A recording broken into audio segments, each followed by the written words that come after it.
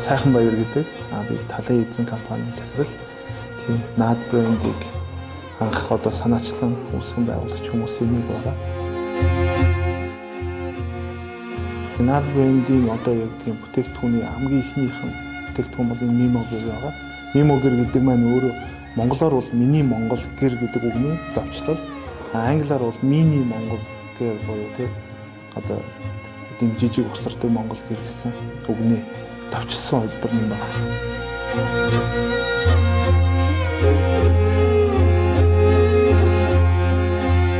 За Mimo гэрийн бүтээгдэхүүний маань гол үндсэн хоёр том зорилго байгаа.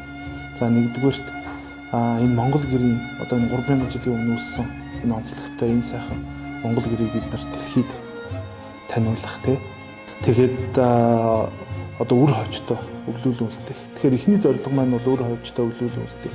Одоо ер нь хүүхдүүд маань монгол гэрийг яаж угсрах уу те ямар байдгүй гэдгийг одоо зүгээр харснаас цааш бус юмыг мэдэхгүй байгаа. Тэгэхээр мэдэхгүй юмдаа хүн татагддаг. Тэгэхээр бид нар энэ тоглоом хэлбэрээр хүүхэд залуучуудаа монгол гэрийн ойлголтыг өгөх, сонирхуулах, цаашдаа энэ үр соёлыг авч үлдэх гол зорилготой. Нөгөө хоёр дахь том зорилго маань дэлхийд таниулах. Одоо бидний чинь нүүдэлчдийн удам угсаал гэдэг те. Тэгэхээр энэ нүүдэлчдийн удам угсаа талд очиход тэр нүүдэлчийн хүн дээр очиход хамгийн чухал зүйл нь одоо эдийн соёл талаасаа бол монгол гэр байгаа. Тэгэхээр монгол гэр гэдэг нь бидний салшгүй гэсэн учраас дэлхийд энэгээрээ тунхаглаад монгол гэр бол Монголынх маа гэдгийг бас нэг бусад улсад тунхаглчмаар санагдсан. Тэгэхээр энэ үүднээс хоёр дахь зорилго маань дэлхийд монгол гэрээ таниулах, эд одоо үлгийн соёлоо бид нар гайхуулах тийм зорилготой.